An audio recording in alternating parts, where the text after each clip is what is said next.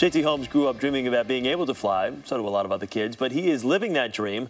Holmes and his so-called Birdmen have found a way to soar, flying off mountains and through valleys around the world, and now the new Transformers movie features their most death-defying leaps ever. At first glance, these images of soldiers soaring through the Chicago skyline seem like computer-generated creations. But this is very real. These daredevils plunge from the relative safety of the Willis Tower roof, 1,400 feet above the street, to take flight in the Windy City.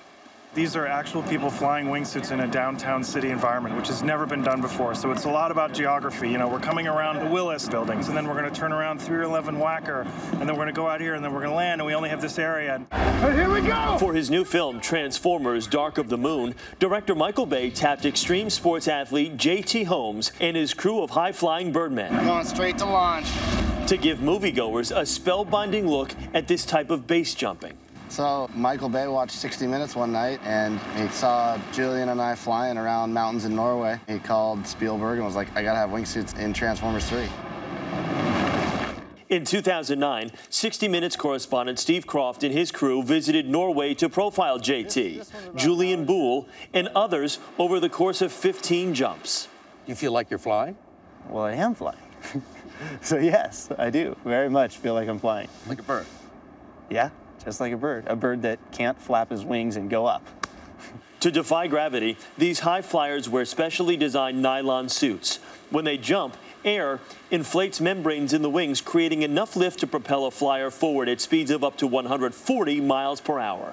It feels entirely in control, and the speed actually increases your stability and it increases your safety margin, because with the speed that we're flying with, you can create lift, and you know you can pop up and fly away at any time. JT has completed thousands of jumps across 4 continents. You know, it's that first view looking over the edge that really hits you. You're like, whoa, cool, this is an amazing spot to fly. But the challenges presented by the Transformers producers were unprecedented. They had a real challenge to this thing, which is they've never flown in formation. And so they had to learn how to fly in tandem as opposed to solo, which is what they'd always done.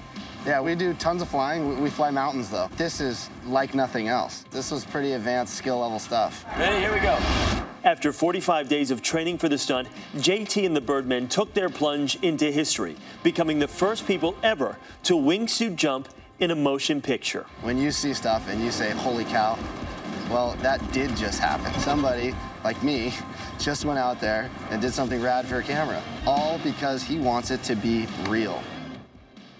And the leader of the Birdmen, JT Holmes, joins us here this morning on Terra Firma. JT, good to see you. One wrong turn, and this is quite a problem, huh? Absolutely. Wow. So what was it like to get this opportunity to be a part of a movie like this and to perform a stunt that you'd never done before, something that you said was a little trickier than most? Yeah, it was the job of a lifetime. Yeah. And to fly in a city like that is incredible. When you see a stunt like that, how long are you actually suspended in the air? We were doing about 14-second free falls off the skyscrapers when we wore our wingsuits.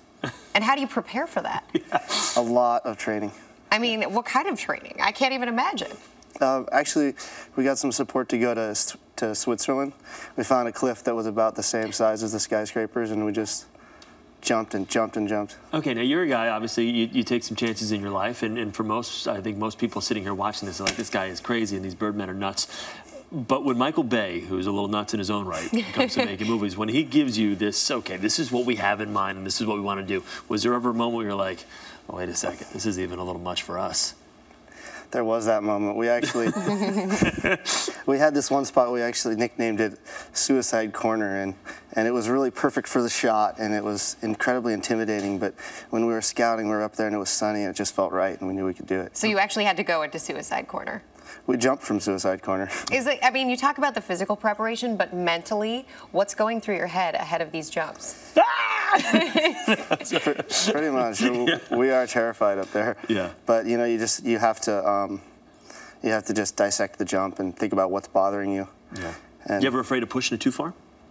Not really. No? No. You don't want to end up on 60 Minutes again. What would be the farthest you'd be willing to push it? I mean, what haven't you done that you want to do? That's a great question. I'd love to go jump something massive in the Himalaya. Yeah. Well, we'll work on it. Yeah, let's be with you when you do that. We'll bring those cameras with. JT, thanks. Best of luck. Continued success, okay? Seriously. Thanks a lot. Keep flying.